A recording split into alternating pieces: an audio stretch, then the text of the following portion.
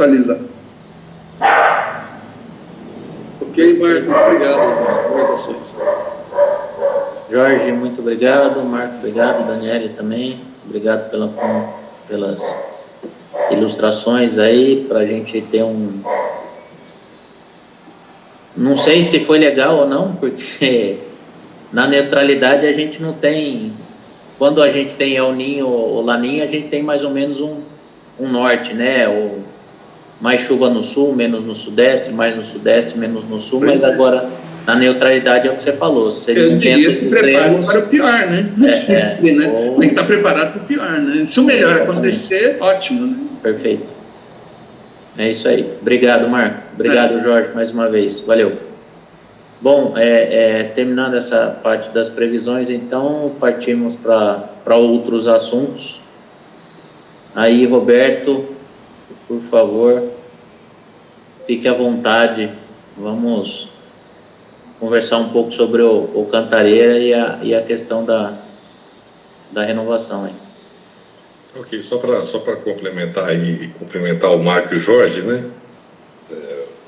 Fui citado, como se diz, né? Isso foi citado, tem direito de resposta.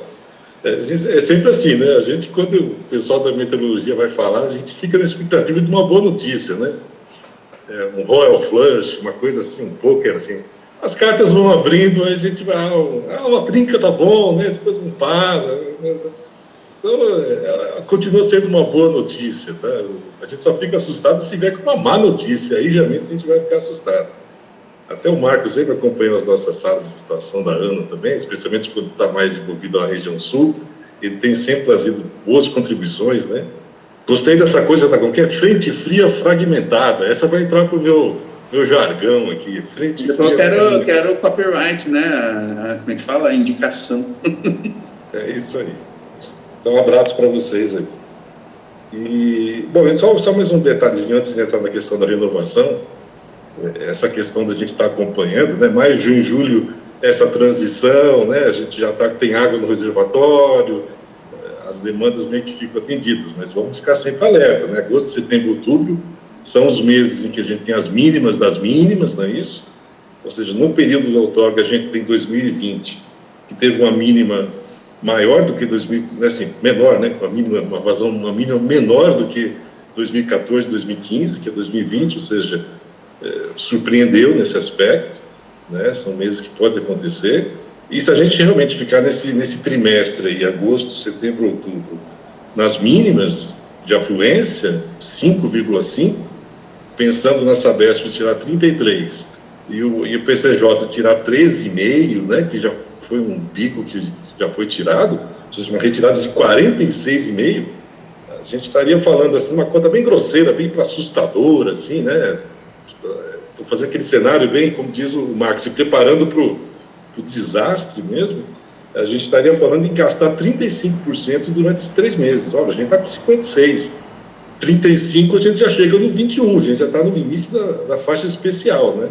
Então, não é para assustar, não, mas é para manter esse olho acompanhando, né? E torcendo para que nas próximas reuniões o Jorge sempre traga boas notícias para a gente, boas chuvas aí, né? É isso daí.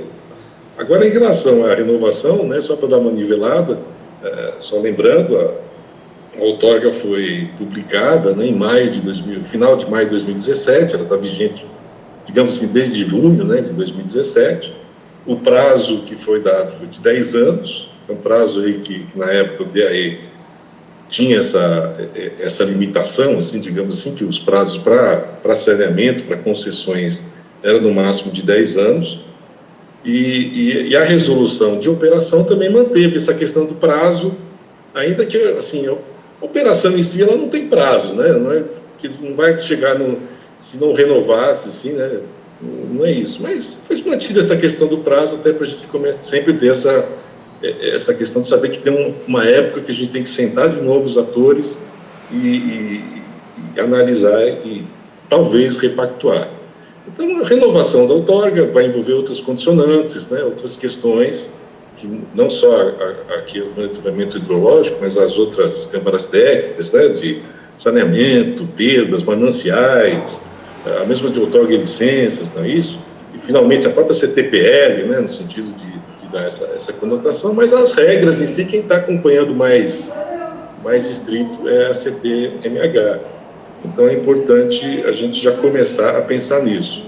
Dentro do que foi planejado há 8 anos atrás, é que agora começaria uma época em que a gente receberia da Sabesp aquela informação, uma informação importante, que é sobre qual é o real volume hoje do sistema Cantareira, né? A gente, a princípio, assim, tem uma sensibilidade que talvez não seja muito diferente, acho que todo mundo concorda com isso, mas nós precisamos do número, né? Nós precisamos do levantamento. Então, a Sabesp deve estar iniciando já esse processo para estar entregando essa informação. Essa informação é importantíssima para a gente ter essa visão, né? Para não ser tomado de nenhum susto, assim, né? De que aconteceu algum assoreamento lá. Sempre fico mais preocupado com Jaguari, né? Por causa da forma como o sul de Minas está sendo, né? Tantas indústrias, tantas obras, toda vez que você passa lá, estão fazendo um platô, e você fala, bom, essa terra, quando vai, está indo tudo para a calha do rio, né? E deve estar tudo parado ali no Jaguari. Não é expressivo o volume Jaguari, mas a gente tem que acompanhar isso, né?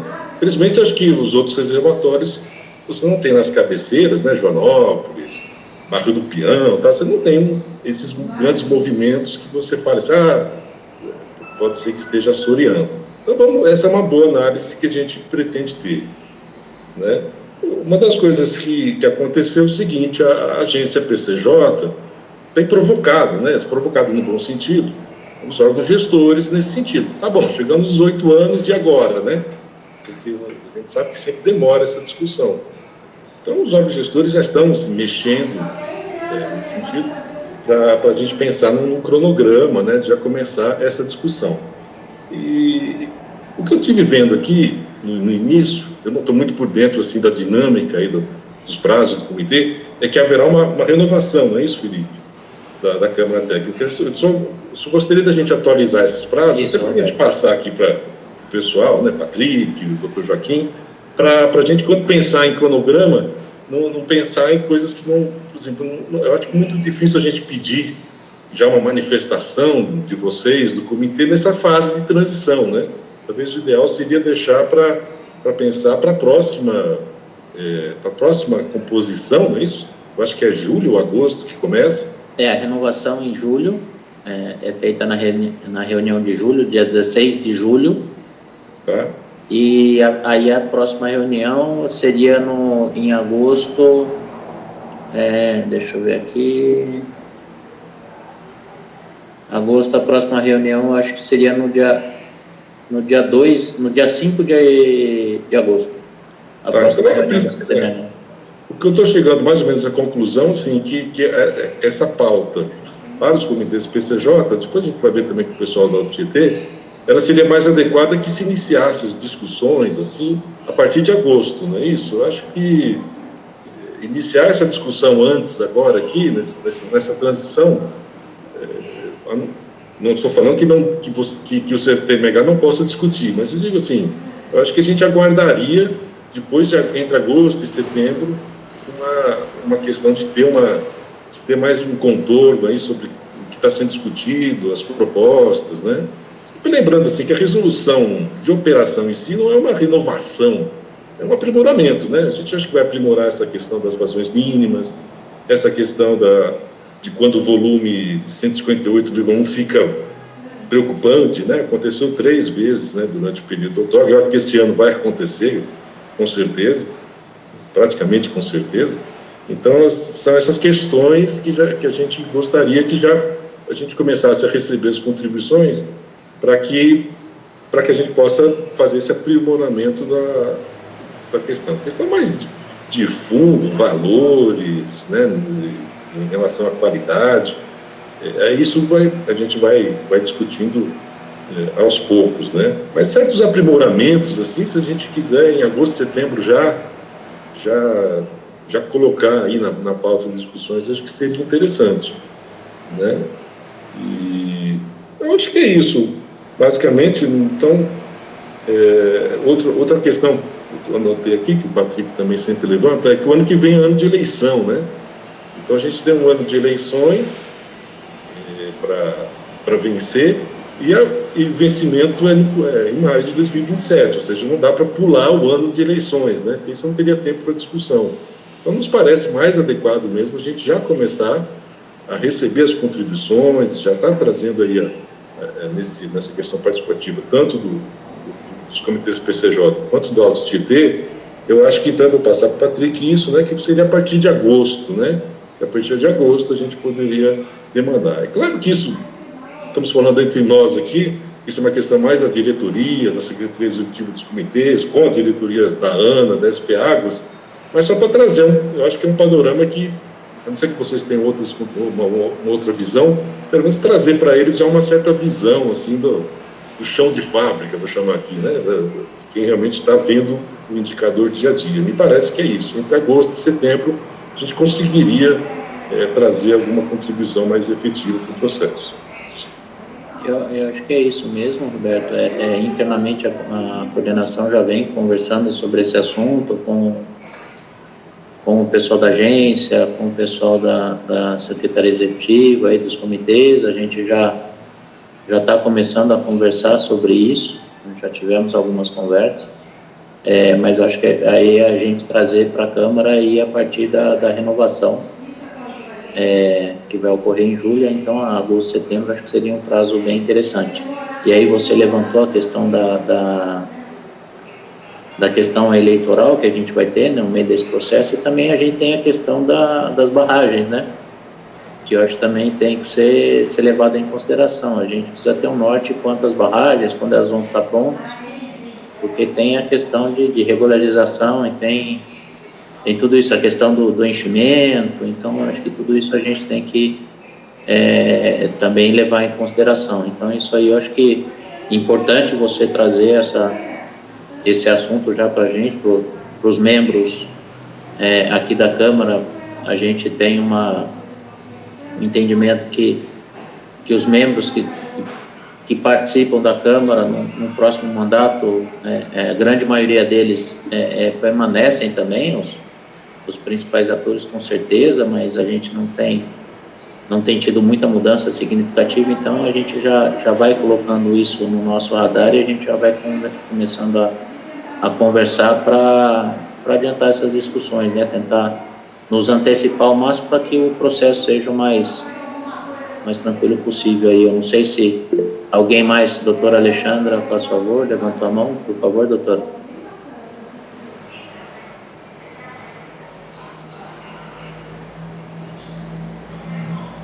Não estamos te ouvindo, doutora. Não? Ainda não? Não? Ainda não. Fechou, abriu. Mas não tá saindo o som, doutor.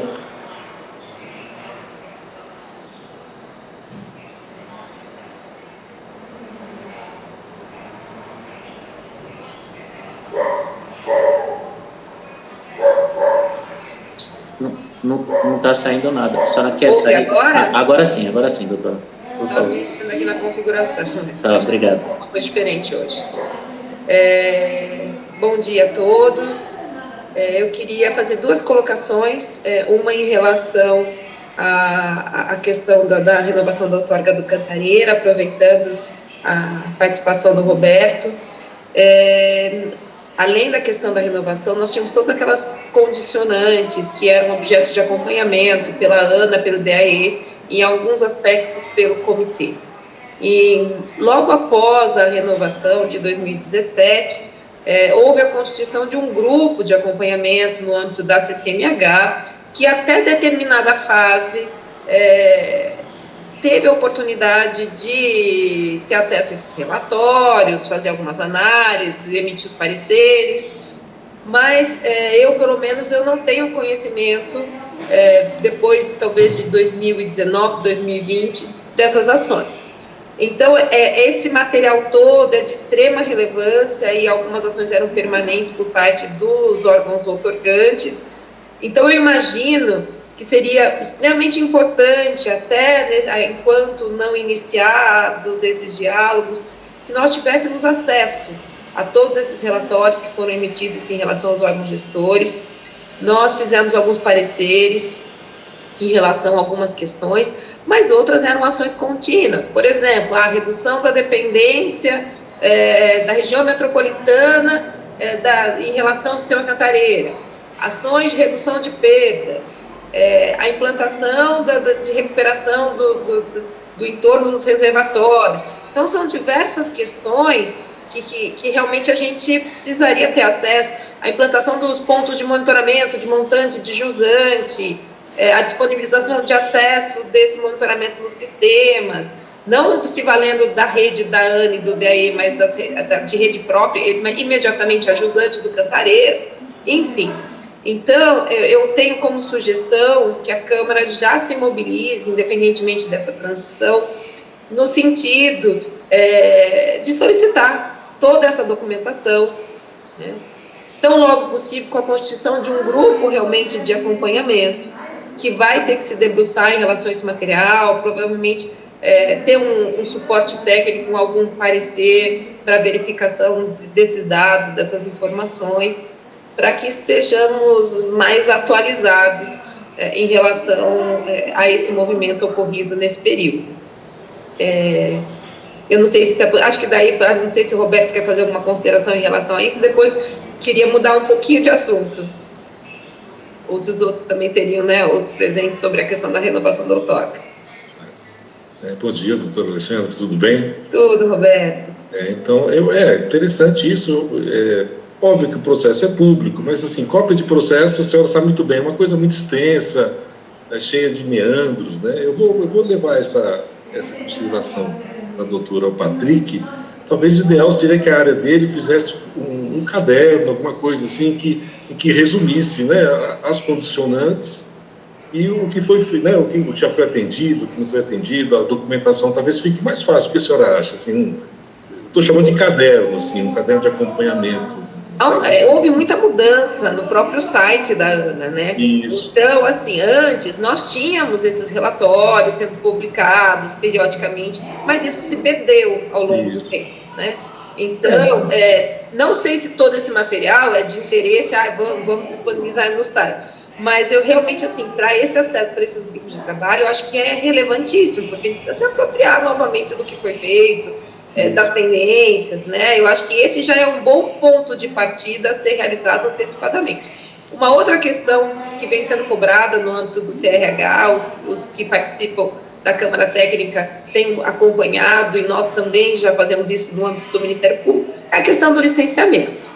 Essa questão seria extremamente importante de nós avançarmos, porque muitas das discussões que tivemos na outorga de 2014 a 2017 diziam respeito a aspectos do licenciamento ambiental.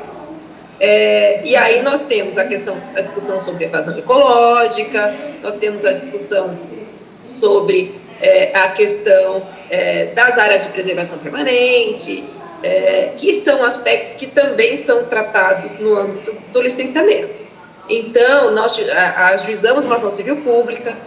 Essa ação civil pública, infelizmente, em relação a esse aspecto, foi julgada improcedente no sentido de criar uma definição.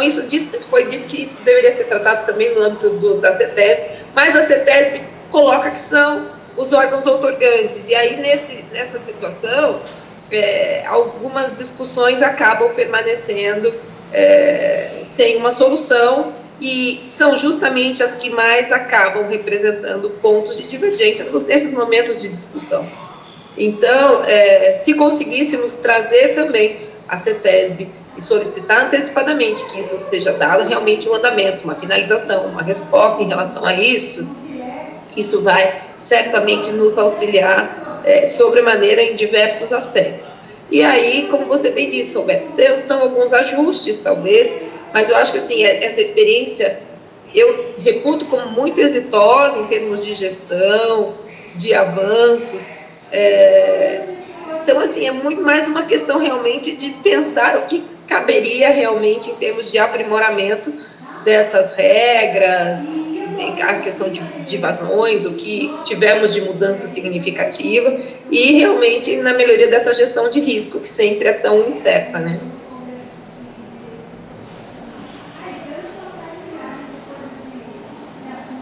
É isso? Posso mudar de assunto um pouquinho? Não sei se alguém da Câmara quer ter mais alguma contribuição sobre a questão da outorga, para não perder a oportunidade, senão eu queria falar um pouquinho da questão da estiagem em 2025.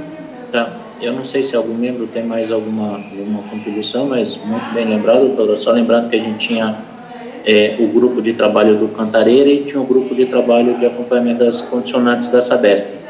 Eram 2 grupos existentes, então a gente conversa aqui enquanto coordenação. Eu acho que seria prudente a gente conversar e ver se reativa um deles, para a gente já começar uma conversa mais fechada um pouco, para depois abrir para o grupo todo. Bem lembrado a questão dos documentos, dos relatórios, da questão da gente poder estar vendo tudo isso, também estar tendo acesso a esses documentos, para a gente poder estar tendo mais elementos na mão para poder estar fazendo as conversas, mas acho que desse ponto perfeito. Então vamos conversando, e aí a gente, enquanto coordenação, a gente já vai articulando essa situação para depois aí da renovação da Câmara Técnica a gente pegar firme nesse assunto para já antecipar. Como acho que ninguém mais se manifestou, doutora, fique à vontade, por favor. Bom, eu queria compartilhar que ontem nós participamos, juntamente com diversos outros membros, inclusive do comitê, o Denis esteve presente numa audiência pública ocorrida aqui em Piracicaba, na Câmara de Vereadores, o Sérgio, o CETESB e entidades representativas da região, discutindo justamente a preocupação em relação à recuperação da Bacia de Piracicaba e dos impactos, ações estratégicas já para 2025. Então, mais uma vez, eu acho que fica bastante evidente, né, toda essa grande onda que na minha opinião, crescente em relação à cobrança de providências, seja por parte dos órgãos de planejamento, seja por parte dos órgãos de gestão e de fiscalização, né?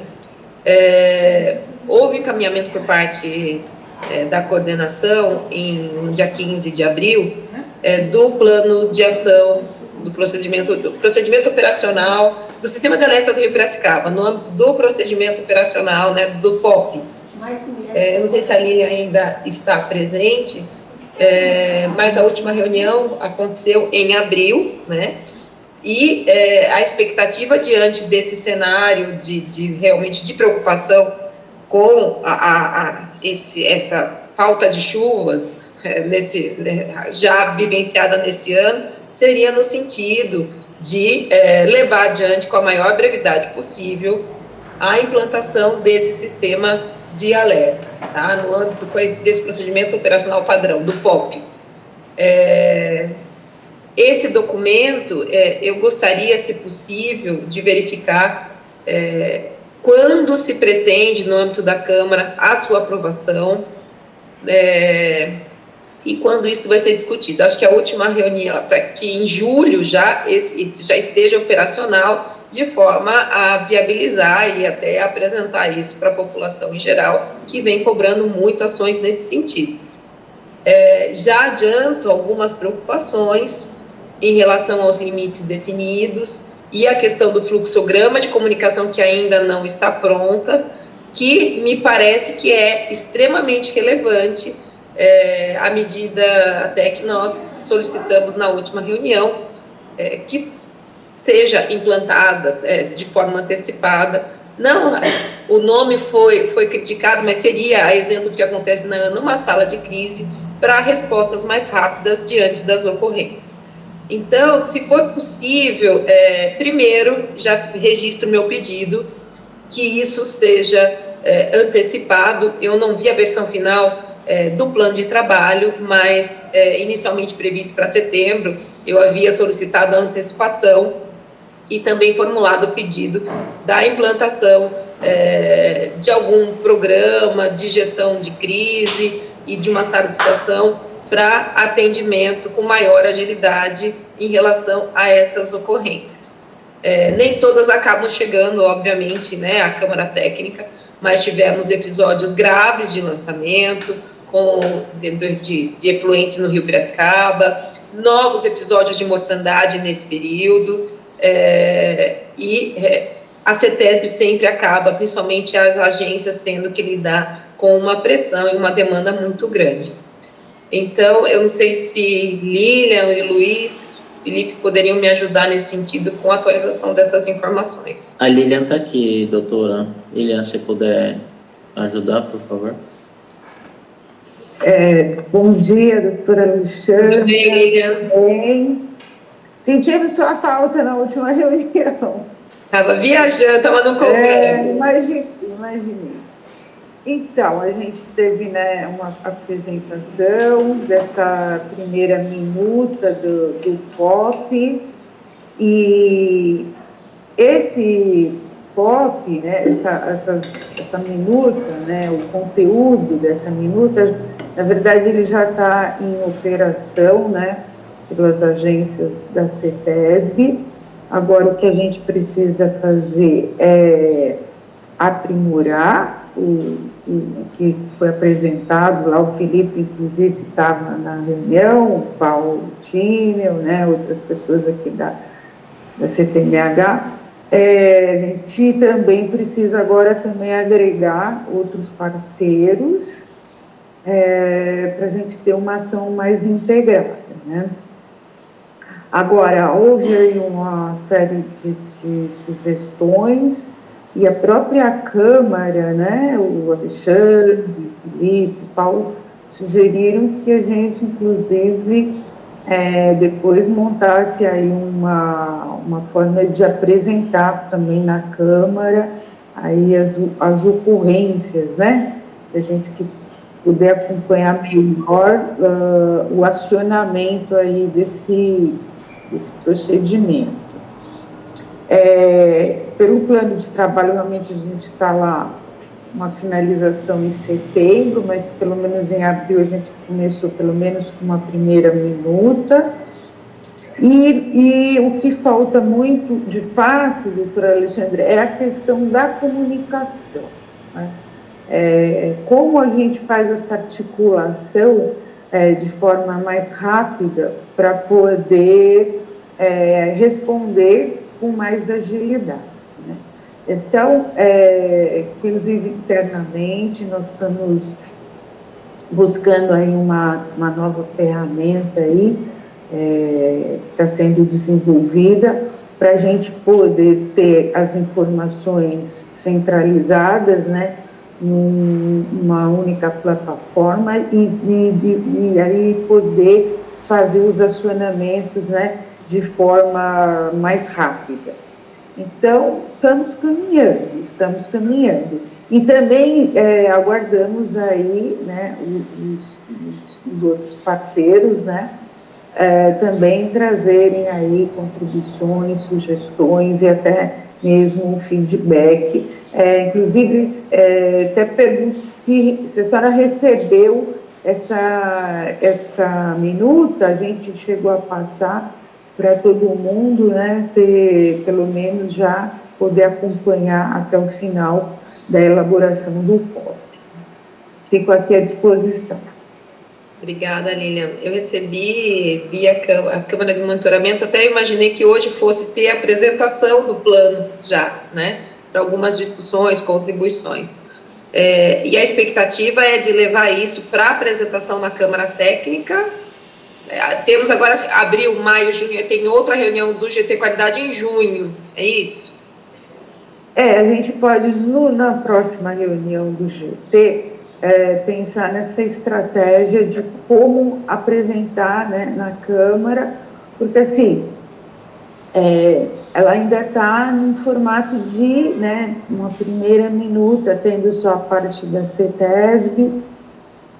Aí a gente teria também uma versão um pouco mais aprimorada, se for o caso, e também ter aí as contribuições dos outros parceiros, né, para quando fosse apresentado na Câmara, já tivesse mais contribuições.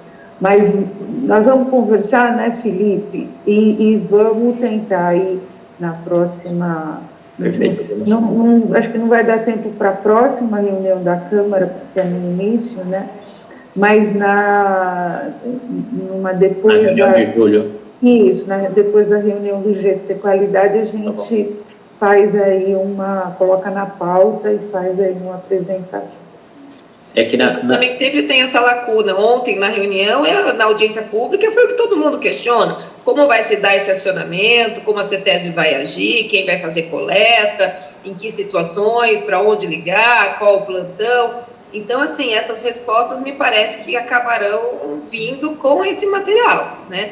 Então, mais do que a formalização, eu acho que é a clareza dessas informações a serem prestadas de uma forma uniforme por todos os que atuam no sistema, né? Perfeito, doutora. Na última Obrigada, reunião, Obrigada, Lília. Nós que agradecemos. Na última reunião, que a gente teve uma discussão sobre esse assunto, a coordenação da Câmara fez algumas sugestões para a CETESB quanto a esse assunto do POP. A gente vai abrir um item de pauta para a CETESB, tá? Falando sobre as ocorrências no mês, com questão de qualidade, se teve alguma coisa, o que teve, o que aconteceu, o que a gente já tinha sugerido, e a gente teve uma conversa bem interessante sobre a questão dos acionamentos, para quem ligar a CETESB, realmente fixar um número de telefone que possa ser acionado 24 horas por dia, 7 dias por semana, para que isso seja operacional, para que tenha um número, caso tenha algum problema de não conseguir esse acionamento, tenha um outro número de backup, para que a gente possa não, em momento algum, ficar sem acionar, ou ficar como a senhora e o doutor Ivan comentaram quando aconteceu a questão do Piracicaba, de ligar no telefone pessoal do responsável aí da CETESB em Piracicaba, para que ele faça os acionamentos, para que isso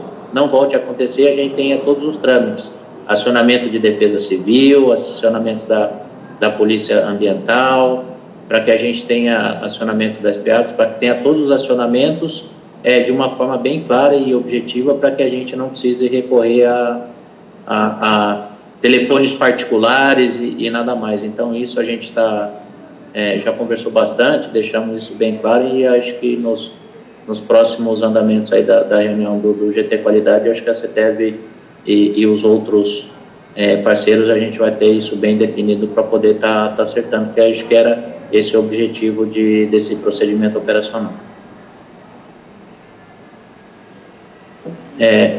Eu acho que quanto a esse assunto é isso. Eu não sei se alguém mais gostaria de fazer mais alguma complementação.